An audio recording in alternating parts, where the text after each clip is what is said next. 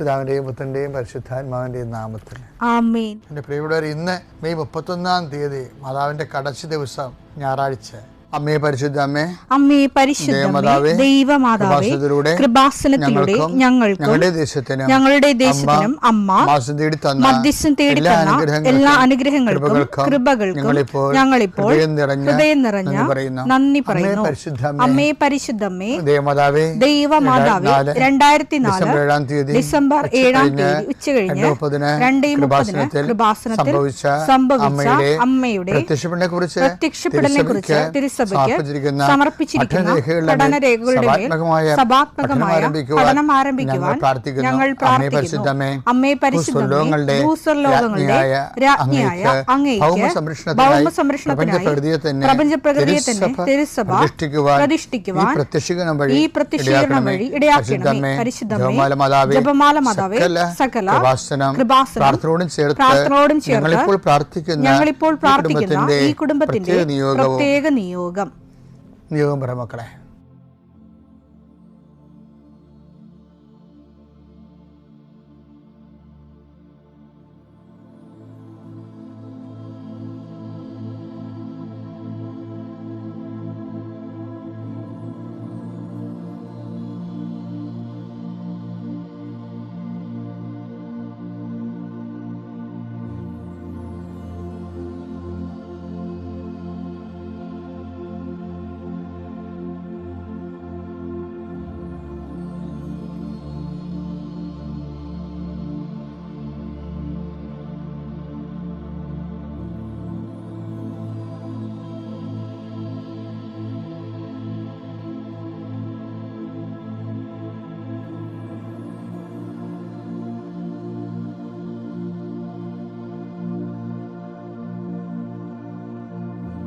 അമ്മയുടെ പ്രത്യക്ഷീകരണത്തിന്റെ ഈ അനുഗ്രഹവേളയിൽ ഞങ്ങൾക്ക് സാധിച്ചു തരുവാൻ കനിയണമേ. ആമേൻ. വിശ്വാസ പ്രമാണം. സർവശക്തനായ പിതാവും ആകാശത്തിന്റെയും ഭൂമിയുടെയും സൃഷ്ടാവുമായ ദൈവത്തിൽ ഞാൻ വിശ്വസിക്കുന്നു. അവിടുത്തെ ഏകപുത്രനും ഞങ്ങളുടെ കർത്താവുമായ ഈശോമിശിഹായിലും ഞാൻ വിശ്വസിക്കുന്നു. ഈ പുത്രൻ പരിശുദ്ധാത്മാവിനാൽ ഗർഭസ്ഥനായി കന്യകാമറിയത്തിൽ നിന്ന് പിറന്ന് പൊന്തിയോസ് പീലാത്തോസിന്റെ കാലത്ത് പീഡകൾ സഹിച്ച് കുരിശിൽ തറയ്ക്കപ്പെട്ട് മരിച്ച് അടക്കപ്പെട്ട് പാതാളങ്ങളിൽ ഇറങ്ങി മരിച്ചവരുടെ ഇടയിൽ നിന്ന് 3-ാം നാൾ ഉയർത്ത് സ്വർഗത്തിലേക്ക് എഴുന്നള്ളി സർവശക്തിയുള്ള പിതാവായ ദൈവത്തിന്റെ വലതുഭാഗത്തിരിക്കുന്നു. അവിടെ നിന്ന് ജീവിക്കുന്നവരെയും മരിച്ചവരെയും വിധിക്കുവാൻ വരുമെന്നും ഞാൻ വിശ്വസിക്കുന്നു. പരിശുദ്ധാത്മാവിലും ഞാൻ വിശ്വസിക്കുന്നു. വിശുദ്ധ കത്തോലിക്കാ സഭയിലും പുണ്യവാന്മാരുടെ ഐക്യത്തിലും പാപങ്ങളുടെ മോചനത്തിലും ശരീരത്തിന്റെ ഉയർപ്പിലും നിത്യമായ ജീവിതത്തിലും ഞാൻ വിശ്വസിക്കുന്നു. ആമേൻ.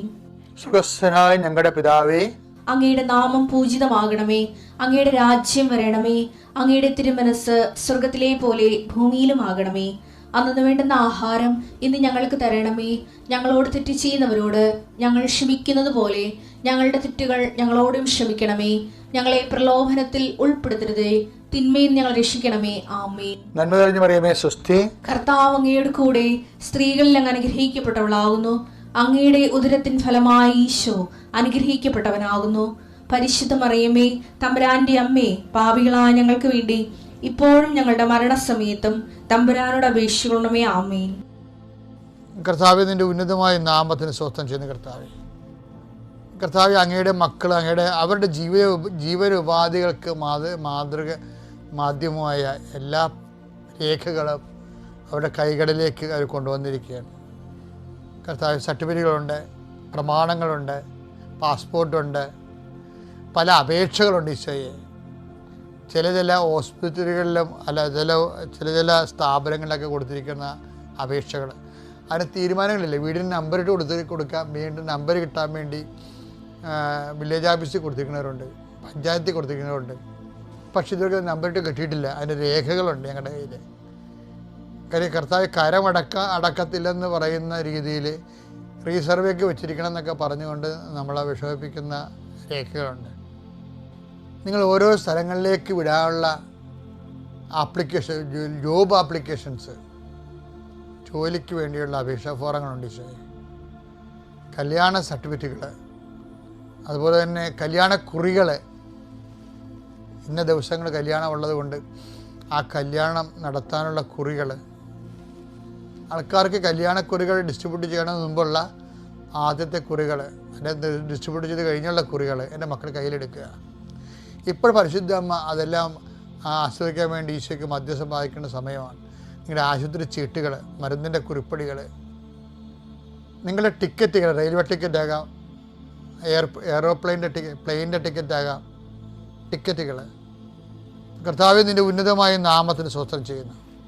കർത്താവ് മക്കളുടെ കയ്യിൽ അവർ ഉയർത്തിയിരിക്കുന്ന രേഖകൾ അവരുടെ യാത്രയാണ്, അല്ലെങ്കിൽ അവരനുഭവിക്കുന്ന ഞെരുക്കമാണ്. ഇതിൻ്റെ തടസ്സങ്ങൾ, ഇത് ആര് വരികയാണ്, ഇത് ഏത് ഓഫീസിലാണ് തടസ്സങ്ങൾ ഇരിക്കുന്നത്, ഏത് നിയമമാണ് എൻ്റെ തടസ്സമായി മാറിയിരിക്കുന്നത്, യേശുക്രിസ്തു നാമത്തിൽ ഞാനത് ബന്ധിക്കുന്നു. അമ്മയെ പരിശുദ്ധമേ ദേവമാതാവേ, കുഞ്ഞുങ്ങളുടെ മക്കളുടെ കയ്യിരിക്കുന്ന എല്ലാ രേഖകളും, ക്വസ്റ്റ്യൻ പേപ്പറുകൾ, ആൻസർ പേപ്പറുകൾ, പാസ്പോർട്ടുകൾ, വിസകൾ, അതുപോലെ തന്നെ സ്ഥലത്തിൻ്റെ ജപ്തി നടപടിയുടെ രേഖകൾ, പ്രമാണരേഖകൾ, പട്ടയത്തിൻ്റെ രേഖകൾ, ചിട്ടിയുടെ പേപ്പറുകൾ, കടങ്ങൾ, എന്തെല്ലാം രേഖകളാണോ അതെല്ലാം കർത്താവിൻ്റെ വിശുദ്ധമായ രക്തത്തെ തളിക്കപ്പെടട്ടെ എന്ന് പ്രാർത്ഥിക്കുന്നു. എൻ്റെ കർത്താവിൻ്റെ ഉന്നതമായ നാമത്തിൽ ആസ്വദിക്കണമേ. രോഗികളെ ആസ്വദിക്കുന്നു, ജീവിത പ്രതിസന്ധിയിലിരിക്കുന്നവരെ ആശീർവദിക്കുന്നു. തൊഴുത്തിലും അതുപോലെ ആനിമൽ ഫാമിലും കോഴി വളർത്തുന്ന സ്ഥലങ്ങളിലും പലതരത്തിലുള്ള രോഗങ്ങൾ മൂലം ജീവിതമാർഗ്ഗങ്ങൾ മുട്ടിപ്പോവുകയും ഒരു മൃഗങ്ങൾ മരിക്കുകയും പ്രസവിക്കാതെ പ്രസവം മുട്ടിയിരിക്കുകയും വരുമാനമില്ലാതെ വിഷമിക്കുകയും ചെയ്യുന്ന എല്ലാ മേഖലകളും കർത്താവേ, നമ്മൾ ഉണ്ടാക്കുന്ന ഉൽപ്പന്നങ്ങൾ വിറ്റഴിക്കാൻ പറ്റാത്ത അവസ്ഥയിൽ വീട്ടിൽ കുന്നുകൂടി കിടക്കുന്നവരുണ്ട്. കുരുമുളകും ഏലവും ഉൾപ്പെടെ. അതുപോലെ പല പല കായ്ഫലങ്ങൾ വിൽക്കാൻ പറ്റാതെ വീട്ടിൽ കൂട്ടിയിട്ടിരിക്കുന്നവരുണ്ട്, കൂട്ടിക്കിടന്ന് നശിച്ചു പോകുന്നവരുണ്ട്.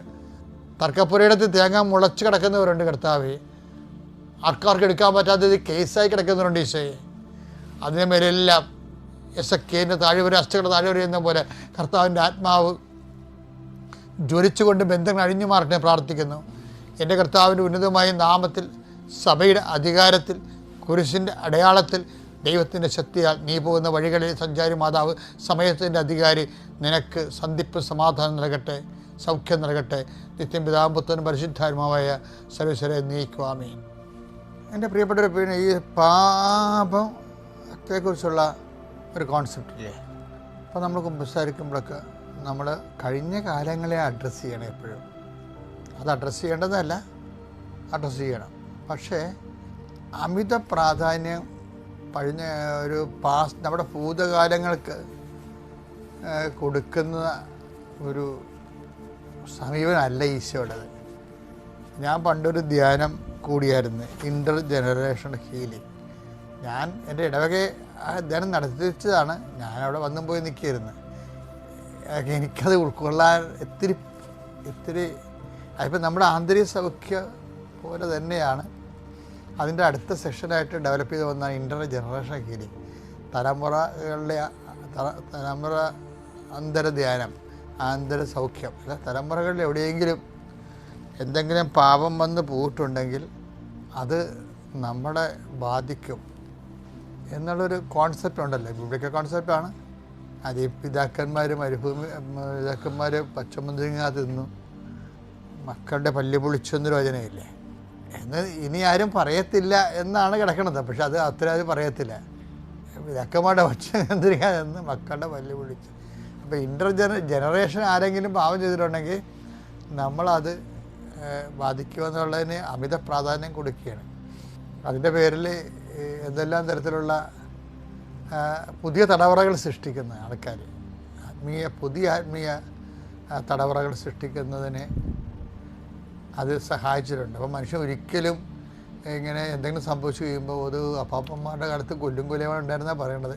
ഞങ്ങളുടെ പത്താഴത്തിലേക്കിട്ട് ആളെ കൊന്നിട്ടുണ്ട്, ഞങ്ങളുടെ പറമ്പിൽ ആളെ മൂടിയിട്ടുണ്ടെന്നൊക്കെ പറഞ്ഞ് ഇങ്ങനെ പിച്ചും പേയും പറഞ്ഞ് നടക്കുന്ന ഒരു കാലഘട്ടം ഉണ്ടായിരുന്നു. എനിക്ക് തോന്നുന്നത് 2000 തൊട്ട് 2010 വരെയാണ് ഇതുപോലെയുള്ള ഉൽപ്പന്നങ്ങൾ ഇറങ്ങിയത്. അതിനുശേഷം പിന്നെ അത് സബ്സിഡായിപ്പോയി ഇൻ്റർ ജനറേഷൻ. അപ്പോൾ പക്ഷേ ക്രിസ്തു ഈ കഴിഞ്ഞ കാലങ്ങൾക്കൊന്നും അമിത പ്രാധാന്യം കൊടുക്കണില്ല. ക്രിസ്തുവിൻ്റെ ഒരു സമീപനം വെച്ച് കഴിഞ്ഞാൽ, ഒരു ധനികൻ്റെ വീട്ടിൽ കർത്താവ് വിരുന്നിന് വരുമ്പോൾ ഒരു പാപിനിയായ സ്ത്രീ വന്ന് കർത്താവിൻ്റെ പാദങ്ങൾ തുടക്കണില്ലേ, ആ ഒരു ഭാഗത്ത് ആ സമയത്ത് റെസ്പോണ്ട് ചെയ്യണ ഒരു യഹൂദനോട് റെസ്പോണ്ട് ചെയ്യുന്നുണ്ടത്. എന്നാ റെസ്പോണ്ട് ചെയ്യണത്? ഇവൾ ഏത് തരക്കാരിയാണെന്ന് ഈശോയ്ക്ക് അറിയാമായിരുന്നെങ്കിൽ ഈശോനെ ഒരു പ്രവാചകനായിട്ട് കണക്കാക്കാമായിരുന്നെന്നുള്ളതാണ് ഈള പറഞ്ഞത്. ഈശോയ്ക്ക് കൊടുക്കുന്ന ഒളിയമ്പാണത്. പക്ഷെ എന്നാലും ആ നിരീക്ഷണം എന്ന് പറയുന്നത് എന്താണ്? ലൂക്ക 7:39 അവനെ ക്ഷണിച്ച ആ ഫരിസേയൻ ഇത് കണ്ട് സ്വഗതമായി പറഞ്ഞു, അതായത് പറഞ്ഞു, ഇവൻ പ്രവാചകനാണെങ്കിൽ ഈശോ ആണെങ്കിൽ തന്നെ സ്പർശിക്കുന്ന സ്ത്രീ ആരെന്നും ഏത് തരക്കാരിയെന്നും അറിയുമായിരുന്നു. ഇവൾ ഒരു പാപിനിയാണല്ലോ. അപ്പൊ ഇവളുടെ പ്രസന്റ് സ്റ്റാറ്റസ് പോലും ഈശോയ്ക്കത് ഈ യഹൂദന് പഴയ സ്റ്റാറ്റസും വർത്തമാനകാല സ്റ്റാറ്റസും ഒക്കെ യഹൂദന് പ്രശ്നമാണ്.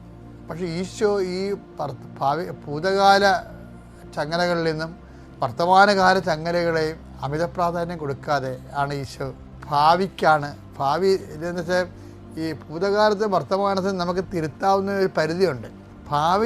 ഭാവിയെ ആണ് കർത്താവ് എപ്പോഴും നിൻ്റെ ഭാവിയെയാണ് കർത്താവ് എപ്പോഴും നിരീക്ഷിക്കുകയും അത് ക്രമീകരിക്കുകയും ചെയ്യാൻ ഈശോ ഉദ്ദേശിക്കും. വളരെ ഈസിയാണത്. അപ്പം അമിതമായ കുറ്റബോധങ്ങളൊന്നും ഒരു കുറ്റബോധം സൂക്ഷിച്ചു വെക്കേണ്ട കാര്യമില്ല ശരിക്കും പറഞ്ഞാൽ. പശ്ചാത്താപം ഉണ്ടാകണം തീർച്ചയായിട്ടും. യോഹന്നാൻ 5:14 പിന്നീട് യേശു ദേവാലയത്തിൽ വെച്ച് അവനെ കണ്ടപ്പോൾ, അവനെ വെച്ച് തലഭാരോഗിയായിരുന്നു ഇയാളെ. ആ ബെത്സേദ കുളത്തിൻ്റെ കരയിൽ നിന്ന് കിടന്ന രോഗിയാണ്. അവനെ കർത്താവ് അവിടെ സുഖപ്പെടുത്തിയല്ല, പിന്നീട് അവനെ ദേവാലയത്തിൽ വെച്ച് കണ്ടുമുട്ടിയപ്പോൾ അവനോട് കർത്താവ് ഒരു കാര്യം പറഞ്ഞു. എന്താ പറഞ്ഞത്? ഇതാ നീ സൗഖ്യം പ്രാപിച്ചിരിക്കുന്നു, കൂടുതൽ മോശമായതൊന്നും സംഭവിക്കാതിരിക്കാൻ ശ്രദ്ധിക്കണം. മോശമായത് സംഭവിക്കാതിരിക്കാൻ മേലിൽ പാപം ചെയ്യും. ഫ്യൂച്ചറാണ് ഈശോ അഡ്രസ്സ് ചെയ്യണത് അവിടെ. അപ്പോൾ അത് ഭയങ്കര സീരിയസ് ആയിട്ടുള്ള നല്ലൊരു അപ്രോച്ചാണത്. അതായത് കഴിഞ്ഞുപോയ പാപത്തെ നമുക്ക് ഏറ്റുപറയാനേ പറ്റത്തുള്ളൂ പശ്ചാത്താപത്തോടെ. പക്ഷേ മേലിലുള്ള വരാൻ പോണ കാര്യങ്ങൾക്ക് നമുക്കത് പാപമില്ലാതെ ജീവിക്കാൻ പറ്റും. അപ്പോൾ ആ ഭാവിയെയാണ് ഈശോ അഡ്രസ്സ് ചെയ്യണം, അല്ലാതെ ഇൻ്റർ ജനറേഷനൊന്നും അല്ല. പുരാതന തലമുറകളെ അല്ല ഈശോ അഡ്രസ്സ് ചെയ്യണത്. ഇതെപ്പോഴും മനസ്സിലുണ്ടാവണം. ജീവിക്കാൻ പാപരഹിതമായി ജീവിക്കാനും വിശുദ്ധിയോടെ ജീവിക്കാനും എളുപ്പമാണ്. പിതാവിൻ്റെയും പുത്രൻ്റെയും പരിശുദ്ധാത്മാവിൻ്റെയും നാമത്തിൽ.